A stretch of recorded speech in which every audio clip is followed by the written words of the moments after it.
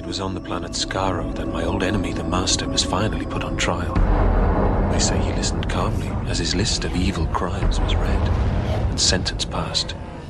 Then he made his last, and I thought somewhat curious request. He demanded that I, the Doctor, a rival Time Lord, should take his remains back to our home planet, Gallifrey.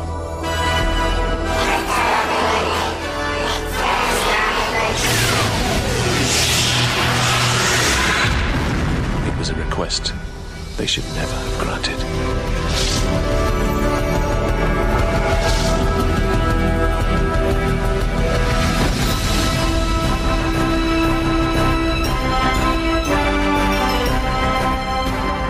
Hi everyone, and welcome once again to Geekfest Rants. Today we are doing a slightly different subject matter that we haven't covered yet, and that is Doctor Who. Very popular among certain groups, certain ages. It's a very time-spanning series that not everybody has had a chance to get into, given the fact that also it has been around for so long.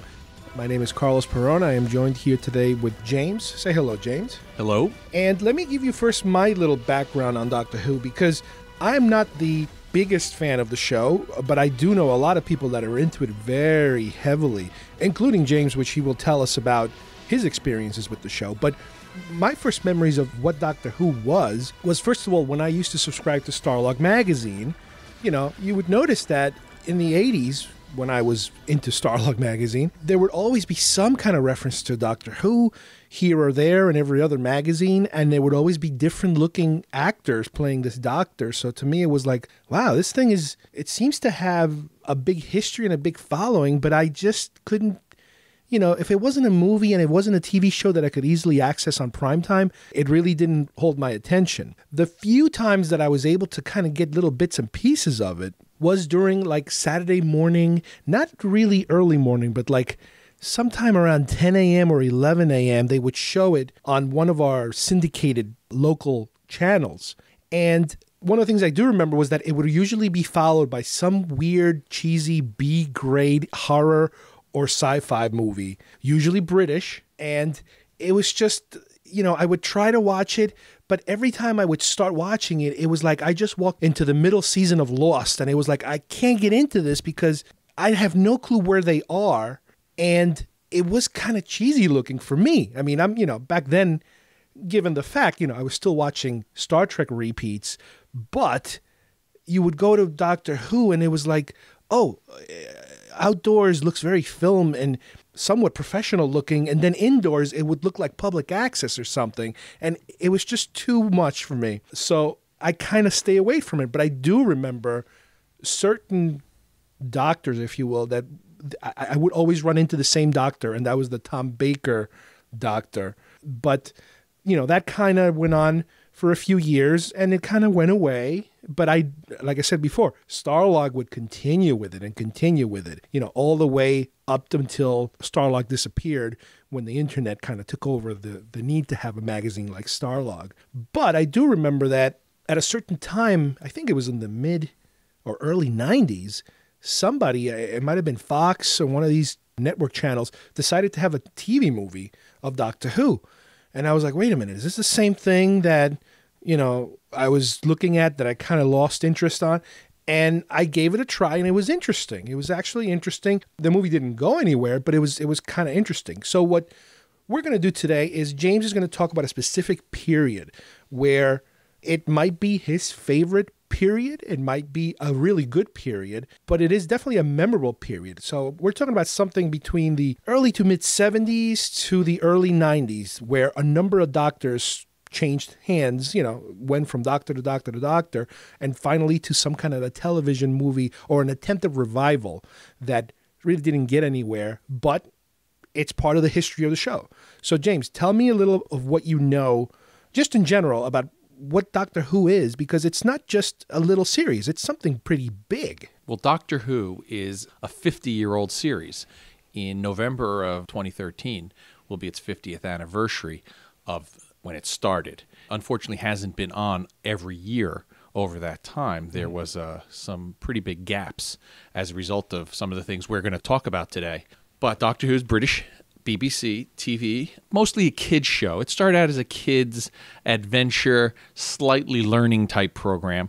This individual, an older man who goes by the name of the Doctor, is mysterious in some ways, and he sometimes travels with these other people, and they go on adventures in time and space. It's not just a space program, it's a little bit of everything, and that's because of the type of ship he uses, as opposed to being a spaceship, is called the TARDIS. It's an acronym for time and relative dimensions in space, and that allows him to travel in both time and space, different eras, different planets. So it basically gave them a way to do a little bit of everything. Okay. In addition to the quirkiness of the character, the iconic spaceship, the TARDIS, was a blue Metropolitan Police box. Now, Americans didn't really know what this was. In England, in various places, police didn't have radios in the early days. So the police would have these boxes which had a telephone. They could call for help. They could call for, or people could call in if there was an emergency. And the police had a key to these boxes that if they had a suspect of some sort or there was some type of situation, they could lock the person into this box, which probably was about 8, at the most 9 feet tall. And like an old phone booth. Like to us, it would seem like a phone booth, but bigger. And that is what was considered his spaceship. Now, in England, they were not common in the 60s, but still, you could still identify it as what it is. Sadly, now, they don't exist anymore because everybody has mobile phones and various other types of communication. So it's almost like a throwback, like, what is this thing? Even British kids, they identify a police box as the TARDIS, not as a police box anymore. Let me ask you a question from a writing point of view. I understand how, okay, this lets you blend in the 60s and 70s and maybe even 80s. But if most of the action that's taking place is in the past or in the future, wouldn't that stand out? Well, here's another gimmick. This TARDIS was supposed to have a chameleon circuit, and which would allow it to blend in. So if it were in America, let's say, it might blend in as a phone booth or a public toilet or something. Or a porta-john. That's just being silly, but it could be something like that. Right. However, the story is it's broken, and that's why it stays as a police box. Okay. Exactly. So then when it's in the Old West, what's this blue box? And they even make jokes about it. The stranger who comes in this blue box, because who knows, who knows what it is. Was the concept of the phone booth, let's say, done on purpose, or it was just another like money-saving device? It was a creative way of having, they thought it out at least. They said, look, he will be traveling in this blue police box because, like I said, it was still common enough in the 60s that people knew what it was. Now, this being a British series, I understand, I don't know if they did back then, but I know now they kind of follow a different format in terms of you're not dealing with 20 episodes, 24 episodes. Back then, or at that point, where they're still doing the shorter 12, 13 episode seasons? Well, in a way, yes. There would be... And they're not seasons, they call them series, right? They call them series, and each episode, maybe 25 minutes, give or take, no commercials, and they would tell a story. So now it's a lot different. Now a show will basically be one story for one episode. Right, no arcs. Yes, exactly. Now, in the past, when it started, it could be anywhere from 4 to 10. There wasn't a set amount of time, and it would tell a story. So while a season may have anywhere from 5 to 10 stories, episode-wise, they could still have a large amount of episodes. Mm-hmm. So basically, whatever it took to tell a story, and sometimes there were some real long ones in the beginning. But it kind of formatted into about 4 episodes per story. Now, when we got them in America, a lot of PBS stations showed them as one story for about an hour and a half. But did we not get them until the 70s, or we were getting them still in the black and white? Well, that's the weird thing about Doctor Who. Most people didn't even realize how much of a history it had when they picked it up, kind of like you did. Mm-hmm. Most people picked it up in the 70s. It was a little bit of a result of Star Wars becoming popular, and a program which was probably relatively cheap was available for programming on PBS, which liked to use a lot of British shows because they were considered highbrow or artsy, a little bit more artsy, like you said. And there were some of the other doctors on. It just depended on where you lived, but most people picked it up with Tom Baker, who's actually considered the 4th Doctor. Well, what happened? How did we miss all this? People would say. And that's what a bit of a surprise was, like wow, it has all this history. So by the time Tom Baker came, it was cheap programming. It corresponded with Star Wars and other science fiction shows and movies coming on strong. It just became a cult hit. Now, I didn't know very many, if any, people who liked Doctor Who. I started in on it. I got my brother into it because he'd see me watching it. My mother, or would kind of check it out and know kind of what was going on. And I just went nuts. Now, again, no internet. Starlog Magazine. And Starlog Magazine would kind of keep it current. Mm-hmm. But I just went nuts trying to figure out what was going on. And then I eventually was able to figure out, wow, I've missed anywhere from 12 to 15 years worth of stuff by the time I picked it up. So it's a very rich show. The three people who started the role, William Hartnell, Patrick Troughton, and John Pertwee, I consider them the early years. It was black and white, especially anything here. If there were color episodes, they came later, closer to the John Pertwee seasons. And most people just didn't get them here because of the way they sold them. They didn't get those episodes. So the Tom Baker episodes were full color. They had a little more excitement. He had a weird personality. He's known for this big curly hair, a big smile, and a long scarf, colorful scarf. And it was very easy for it's that guy. It's that guy with the scarf. Anybody who I've talked to who wasn't into it, like me, at least knows who he is. That's the iconic character. You'll see shows sometimes doing a little parody of it. The Simpsons have done it. I think Family Guy might have done something. And they always kind of reference the Tom Baker doctor. Now, kids nowadays might not even have a clue who these are. Yeah, they don't realize because since it's come back in the middle 2000s, it's a whole different kind of show. It's much more exciting, much faster paced to go with the times. Now, when did people, at least in the States, first have access to the early stuff? Is it when video popped up and people started buying videotapes and that sort of thing? Well, they started running the Tom Baker episodes pretty frequently. And as you said, you saw it on Channel 9. I do recall it being on Channel 9. They showed the half-hour version every Saturday morning. They had some commercials on it. But it just had this different kind of feel compared to other shows. And like you said, it was the normal thing to do in British television. Exteriors were shot on film. Right. Interiors were shot on video. Like Fawlty Towers and those type of shows. Yeah, in that Monty period of Python, time. Where outdoors is film, indoors is video. Yeah. And the video had this weird feel, especially for American kids who either had cartoons or film type things or sitcoms that were shot on tape.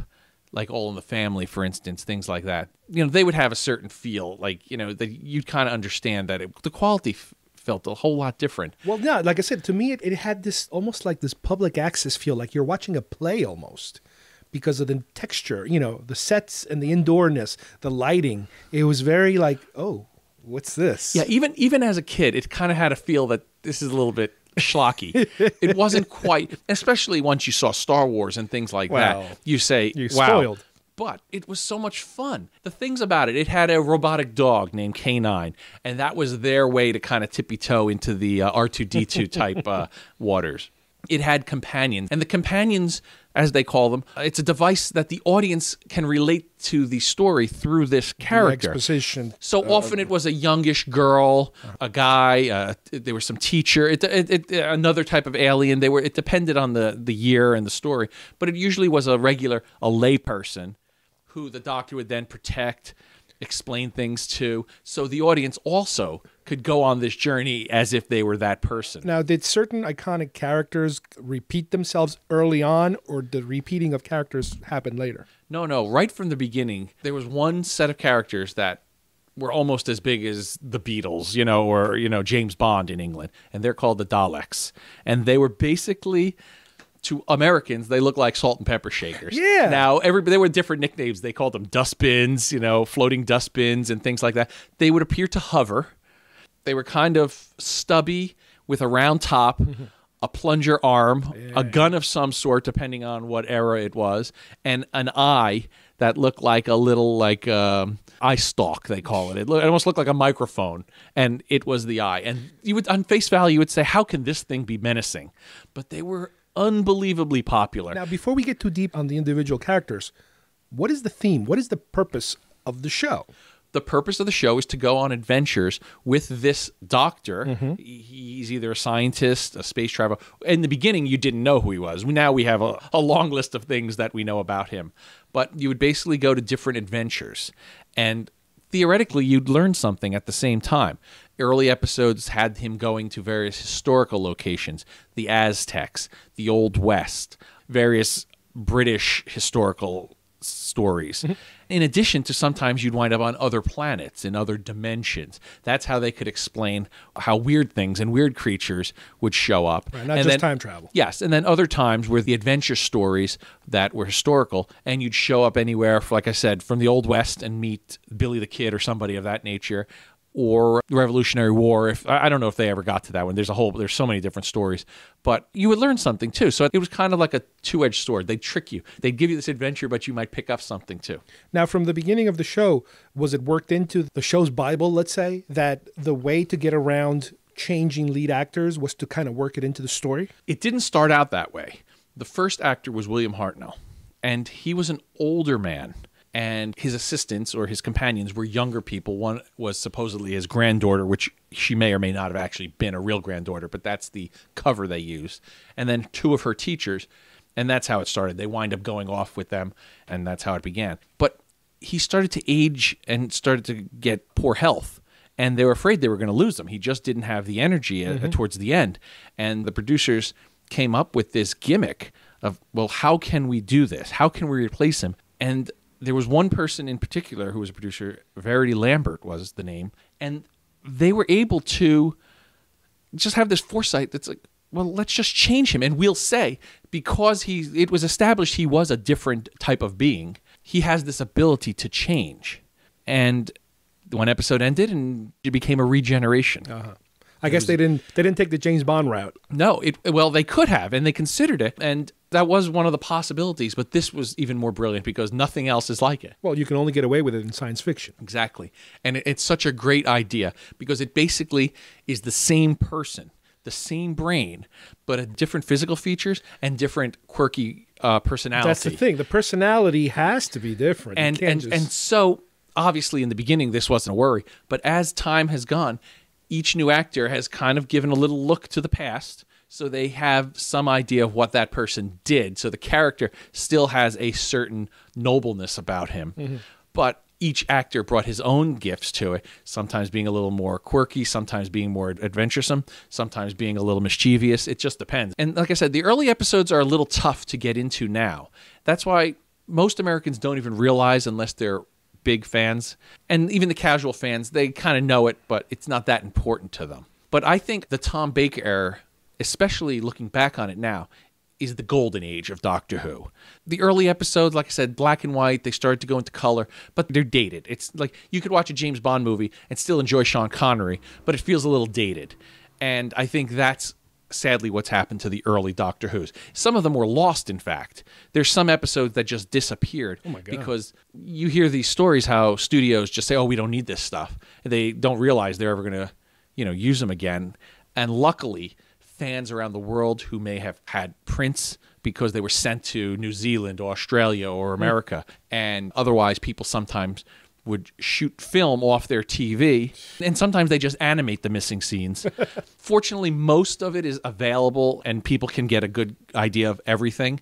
And I have been lucky enough to get a copy of every episode from the beginning to now. Now, even back in that era, the mid-'70s through the '80s, was there ever talk of turning it into a movie? There was movies. Like real movies? Yes, ironically, while this was on TV, there were two movies.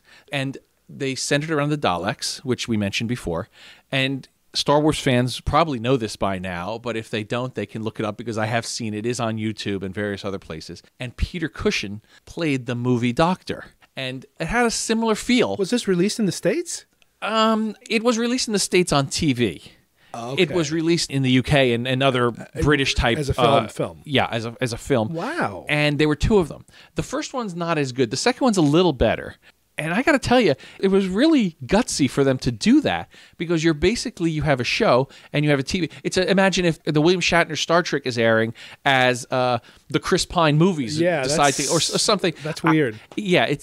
They were I wouldn't call it cannibalizing themselves because there just was such demand for Doctor Who. It became so popular in the UK that... And you said this was after Star Wars? This was No. This was in the 60s. Oh, okay. This was in the middle 60s while it was still on TV. Ironically, the premiere date was the day John F. Kennedy was shot. So most Americans, obviously, it would have been overshadowed by that. But it didn't appear here until a little bit later or by word of mouth. Tom Baker had a way of drawing in the audience. He had a very charming, genial personality, big smile. He seemed like you'd want to hug him. Turns out at times he was anything but that. So he had a bit of a temper, and he really started to take the role a little bit too serious. But he was very well liked by Americans especially because of the differentness. I think that drew some people in because it's British. It was slightly different than the regular shows on TV. Maybe it made people feel like they were inside a special club of this show that nobody else really knew about. But besides that, he just really was the character. The other guys, looking back, they have their charm, but going forward, he became the Doctor. The model. Yeah, the model, like you said. And he held the role the longest of anybody. He had the role for 7 years. Wow. And it was almost as if he goes any further, how can we ever replace? That's the guy now, you know? How do we replace John Lennon and the Beatles? He became the Doctor. But because of regeneration, there's always a way. And he was pretty solid in that role, except towards the end of his tenure there, a new producer took over. And like a lot of things, new blood wants their own guy. So the producer started to make Tom Baker's input a little more restricted. They wanted him to be less silly and basically act the way they wanted him. And it just frustrated him. It was probably a two-way street. They kind of wanted to push him out. And he probably realized, hey, I've done this and I want to do it my way. I'm the Doctor. You know, who are these guys to tell me? So about 1980, it was decided that was going to be his last year, the 80-81. And the new producer, John Nathan Turner, had decided to pick his guy. And it turned out to be a man named Peter Davison, who was known in England for a show called All Creatures Great and Small, but he was completely opposite in almost every way of Tom Baker. He was younger. He wound up having straight blonde hair. You know, it turned out they dyed it so they could make him look different. And, you know, Tom Baker had darker hair. He had a completely different type of costume, a more athletic cricketer type costume, which it really wasn't anything to do with cricket, but it gave the impression it was. And I really liked him. When I first heard about it, I think I heard a rumor through Starlog. And when I saw the episode, I'm like, I can't believe my eyes. This is going to be terrible. You always get that vibe. When the new guy takes over, you think, this is never going to work. This is going to be terrible. I'm going to hate this. And you find a way to be surprised. And I loved Peter Davison. That was my favorite era. That was about 82 to 84. I liked his companions. They modernized the music. It's a very iconic theme. And everybody's heard it in some way, and even if they don't realize. Pink Floyd has even used it in one of their live shows as the middle section. In One of These Days. Exactly. And people will see that. Oh, my God, there it is. Well, obviously, Pink Floyd's British, and they're fans, and so it's not that much of a surprise. But it is a surprise if you stumble upon it accidentally or you know Doctor Who from the modern, like presently, and you go back listening to it. And I just thought the Davison era was just so much more exciting to me. It was fresher. They changed the look of the TARDIS console inside. The control panel is what, the console. And, well, it just can't get better than this. It's really, on all cylinders. At that point in America, there were pledge drives, and they'd have weeks of showing every episode and on PBS. And there'd be conventions that these actors would start to come. I saw Tom Baker at a New York City convention. And it's a weird story because you could only sign the pictures he had. And this is after he was done, right? More or less? Yeah, I think it was right after he was done. It was early 80s, probably right as he was ending. I just thought it was a very exciting time. In addition to Starlog, other magazines would come out, Doctor Who magazines. Marvel Comics started doing Doctor Who comics. And it was just something cool. It was quirky enough to be different, but you could still feel like, I'm in this exclusive group here that knows who Doctor Who is. Peter Davison decided to leave the role after 3 years. And I've recently rewatched all these episodes. And I can understand why. Like, you try to say to yourself, why would you want to leave this role? It seems like such a great role to have. But I think the BBC was cheap. the BBC was notoriously cheap, and a lot of the stories suffered because they just didn't have any money. So what we thought was, crappy sets or cardboard characters. Yeah, they kind of were. It's not as bad as you think. It's easy to say, oh, these were cheesy. Well, compared to Star Wars, yeah, they were cheesy, but they weren't that bad for what they were. But it turns out the stories just got a little sloppy. And I've listened to Peter Davison talk now, and he says that it just wasn't fun. BBC had a rule of closing the studio at 10 o'clock. If somebody didn't want to work overtime, the union rule was then they'd have to stop production. So it'd be 9:45, and they'd have to rush through scenes just to actually finish a show. And it was a little disappointing to the actors. And he just figured, 3 years is what would be a good amount of time to do, and he left. So another doctor had to be found. Now, John Nathan Turner continued to be the producer, and he was a very good producer at the time. He found a way to make it bigger in America. In other parts of the world, conventions were booming. They were starting to merchandise some things. I remember I have built a TARDIS out of balsa wood from blueprints and Wow. parts that they sent. They had sonic screwdrivers, pins, various different things that fan clubs would merchandise. So a new doctor came, and I'm like, this is not going to work for me. I was too attached to Peter Davison. Tom Baker, okay, that's fine. That happened. But now Peter Davison's leaving? This is around 1984, it's announced. Colin Baker is going to take over. Now, I didn't really like the way he looked at first, and then when he finally took over, he was completely obnoxious as a character. Now, I've learned he did this on purpose, and it turns out he's a very nice person and a very nice man, but he wanted to be completely different again from Peter Davison's nice, friendly, kind of young persona. So he went completely opposite. And it was very jarring. It was unsettling to watch because it's like, what's happening here? In addition to that, people took it the wrong way, but that was the beginning of the end. And unfortunately, in the middle 80s, that's when Doctor Who really started to have a problem. Americans didn't realize it because to us, it was still very fresh and new and all this stuff is happening and we went along with it. Right. But it turned out America had cable and VCRs had come to America probably in the early 80s. But it started to hit England in the middle 80s and people had other things to watch and more American shows were being shown over there. Here we're watching a British show, but shows like The A-Team in Dallas and various other American shows are being shown in England. And you can just tell the production value is a whole lot stronger. So people were gravitating towards those shows. So the people didn't abandon Doctor Who. It's just that there were more options, so people were spreading out. And they didn't take into account people who were recording it on their VCR.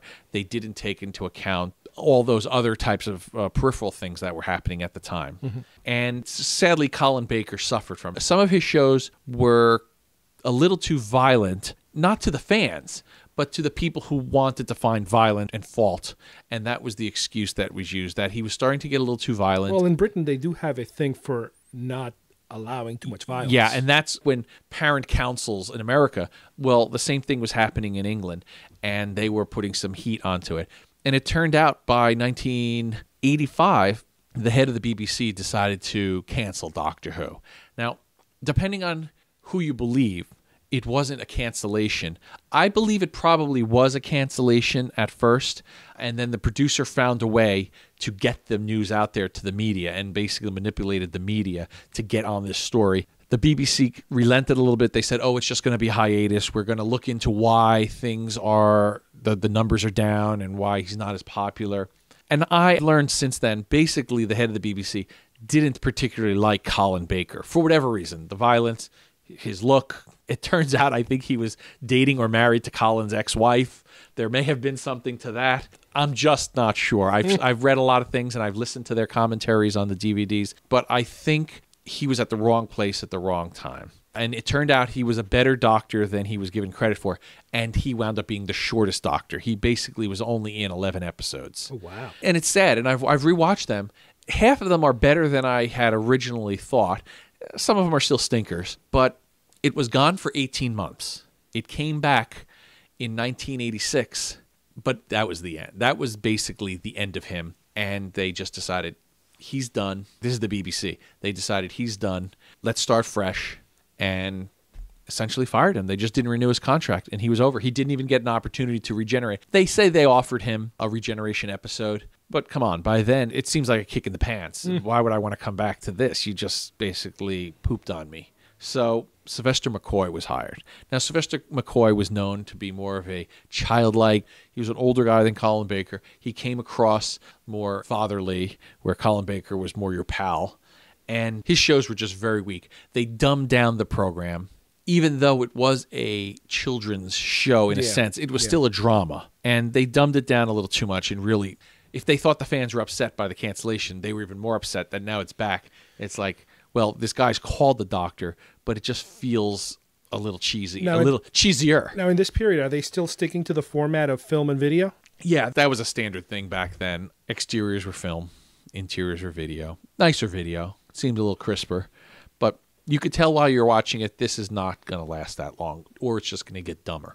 Now, Sylvester McCoy, he was there for 3 years. He wound up being a better Doctor, but most people just gave up on him. His episodes aren't as bad if you were to rewatch them at the end. By the time it ended, he had a little edge to him and a little dark side to him. And I'm not saying he was a bad guy. I just mean it had a little bit of an edge that he was unpredictable. He could get very, engaged and angry, or he could kind of you would think he's joking his way out of a situation, but he had a plan. He was like a chess player, 3 moves ahead of everybody else. Finally, in 1989, it was canceled. They just gave up on it. And a lot of people thought maybe it would come back again after a short break, but too many years went on, and the TV version was over. There were still attempts to bring it back. There were some audio plays. They would sell it as tapes and books. There was some stage performances, but nobody wanted to put the time or the money in to try to bring it back and how to bring it back. There's talks, but do you bring it back as fresh? Do you bring it back as a continuation? People didn't have an exact idea. Well, American television, specifically Amblin, Steven Spielberg, thought, hey, what can we do with this? I think we can do something with this. And luckily, I think it took a lot of guts. They decided, we will do this as a continuation. We will keep the Britishness of it, but we'll move it to America, film it in Vancouver, give it a higher production value. So in 1996, Fox aired the Doctor Who TV movie with Paul McGann as the 8th Doctor. And what was so great about it, for me, they brought Sylvester McCoy back after 6 years to come back and portray the 7th Doctor To switch. and to regenerate into Paul McGann. And it was really great. Now, there's some quirks in this movie that some fans don't like. One thing being Eric Roberts, who, it wasn't his fault, but it was just the way he portrayed it. It turned some people off. He was a little bit too American. However, the show used the TARDIS. He was a Time Lord. There was a girl who essentially would have become his companion. It was almost like it was a pilot for a new series. And looking back on it, it has a lot of positives to it.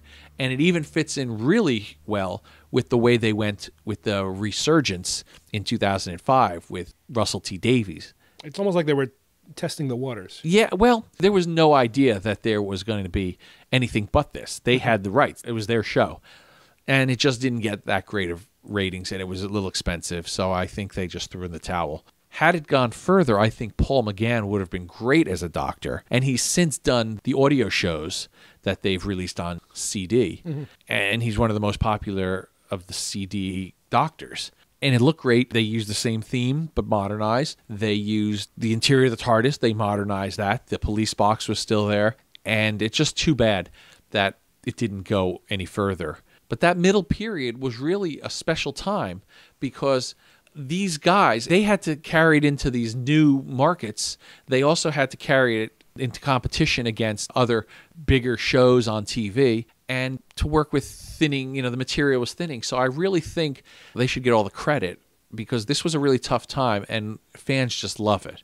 Unfortunately, when you look back on it compared to the new stuff with Chris Eccleston and David Tennant and Matt Smith, kids who don't have any patience for that older stuff will look at it and say, oh, that's Doctor Who, yeah, but it looks so cheesy and it looks so fake.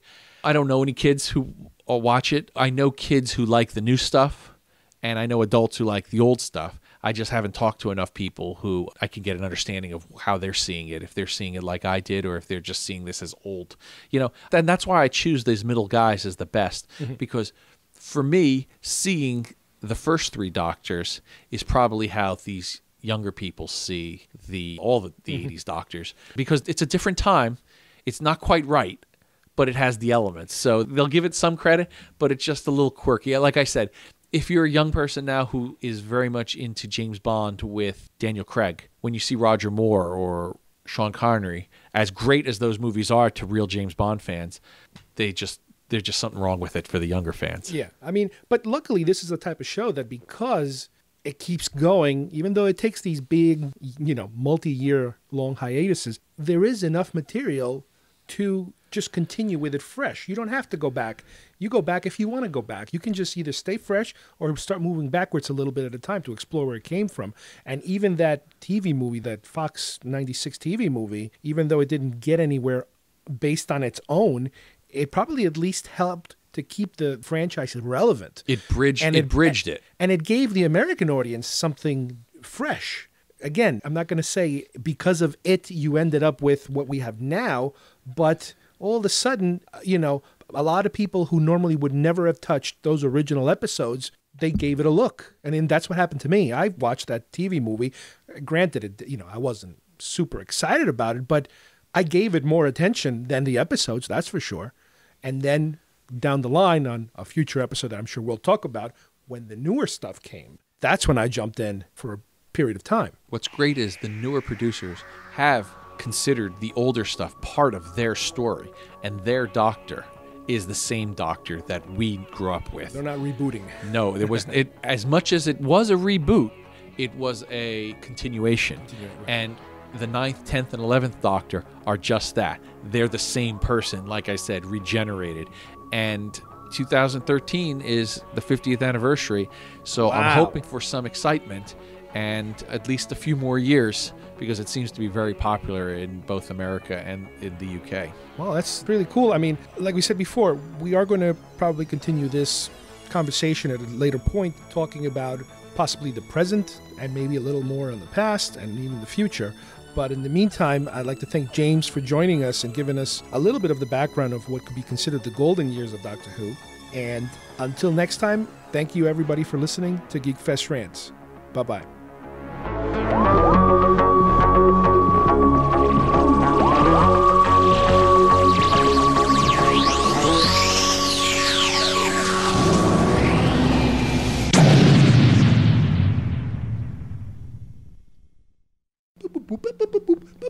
Stop.